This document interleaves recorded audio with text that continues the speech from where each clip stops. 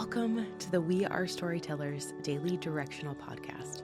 These are navigational messages designed to keep us pointing in the right direction. Genesis chapter 21. Now the Lord was gracious to Sarah, as he had said, and the Lord did for Sarah what he had promised. Sarah became pregnant and bore a son to Abraham in his old age, at the very time God had promised him.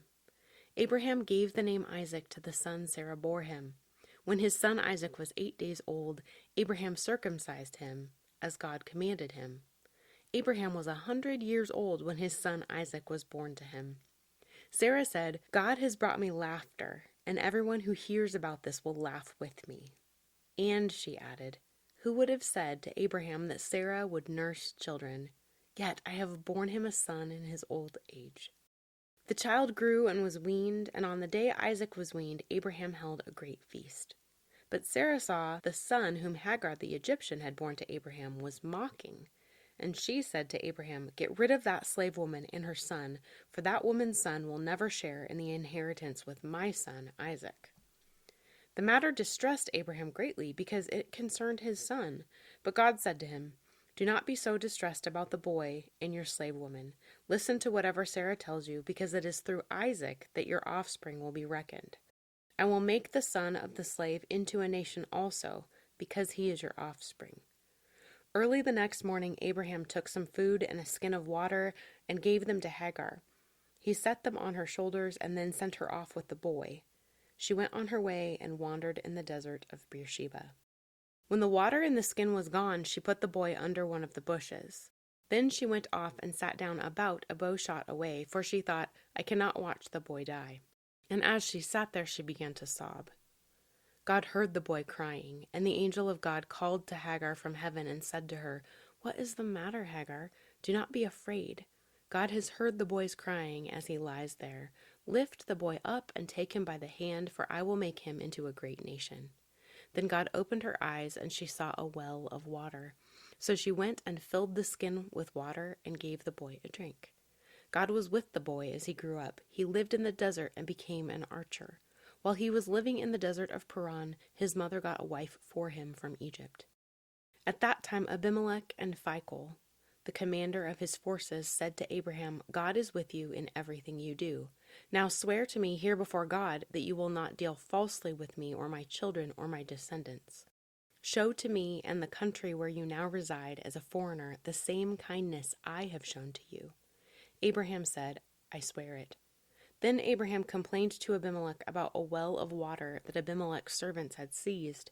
But Abimelech said, "I don't know who has done this. You did not tell me, and I heard about it only today." So Abraham brought sheep and cattle and gave them to Abimelech, and the two men made a treaty. Abraham set apart 7 ewe lambs from the flock, and Abimelech asked Abraham, "What is the meaning of these 7 ewe lambs you have set apart by themselves?" He replied, "Accept these 7 lambs from my hand as a witness that I dug this well." So that place was called Beersheba, because the two men swore an oath there. After the treaty had been made at Beersheba, Abimelech and Phicol, the commander of his forces, returned to the land of the Philistines. Abraham planted a tamarisk tree in Beersheba, and there he called on the name of the Lord, the eternal God. And Abraham stayed in the land of the Philistines for a long time.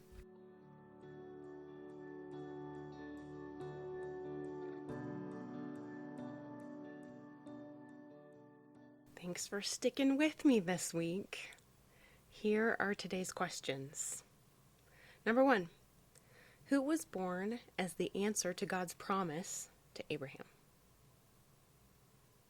Then, who was saved by the miraculous provision of a well in the desert? And who did Abraham make a treaty with by giving him sheep and cattle? Number 2, did anything stand out to you as curious, interesting, disturbing, or enlightening? And 3, how does today's reading intersect or impact your life today? My questions, the things that stood out to me as curious today, are: what's a tamarisk tree? What does it look like? Where does it grow? How long does it take to grow? Is it symbolic in any way? And I noticed that Abraham calls God the eternal God here. And I'm wondering why. I haven't noticed that particular title before. Remember to write down your questions and continue to find places where you can have conversation with trusted people about them.